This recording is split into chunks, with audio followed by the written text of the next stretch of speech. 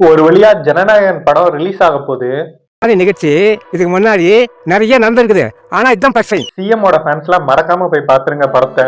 நான் late night வரும்னு சொல்லிட்டு நீ பாட்டு சாப்பிடாம உட்கார்ந்து தூக்கிட்டு இருக்க போறேன். நான் இனிமே வரவே மாட்டேன், தெரியல. எதுக்கு ப்ரோ ஜனநாயகன் படத்தை ப்ரமோட் பண்ணிக்கிட்டு இருக்க நீ அப்படின்னு கேட்காதீங்க. அப்படி இல்லைன்னா இவனுங்க வீடியோவை ஸ்க்ரால் பண்ணிட்டு போயிடுவானுங்க.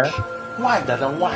This is business. This is my sweat. I know, but I did business. அது மட்டும் இல்ல, ஜனநாயகன்ல நம்ம லோக்கி ப்ரோ வர கேமியோ பண்ணியிருக்காரு. சும்மாவே லோக்கி ப்ரோவை அடிப்பானுங்க. இதுல வேற அவர் மாற்றம் வருமா சார் அப்படின்னு சொல்லி டைலாக் கொடுத்துட்டு இருந்தாரு. விஜய் சாரோட 50 நாள் ஆட்சியில அந்த மாற்றத்துக்கு லோக்கி என்னென்ன பண்ண போறானுங்க தெரியல.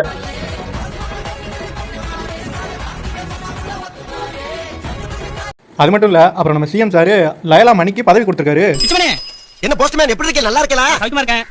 நான் ஒரு கவர்மெண்ட் வேலை கிடைச்சிருக்கேன். என்னது கவர்மெண்ட் வேலை கிடைச்சிருக்கா? அதாவது மக்களே, சிஎம் விஜய் லயலா மணிக்கு தமிழ்நாடு பாடநூல் கழக தலைவர் பதவி கொடுத்திருக்காரு. தாபேக்க பேச்சாளர் லைவல்லா மணி நியமனம். எதை பார்த்து இந்த பதவி கொடுத்திருப்பாரு? படங்கள்ல சில வரிகள் சொல்லுவாரு. இங்கிலீஷ் பீஸ் வேணாண்டி, ஹிந்தி திணிப்பு வேணாண்டி, ஆட்டம் ஆடிக்கிட்டு தமிழில் பாடேண்டி. ஹிந்தி பீஸ்ல வருது. சரி விடுங்க, ஜோசியக்காரனுக்குலாம் அரசு பதவி கொடுக்கும்போது லயலா மணிக்கு கொடுக்கறது தப்பு இல்ல. மறக்காம இந்த மாற்றம் எப்படி இருக்குன்னு சொல்லிட்டு போங்க.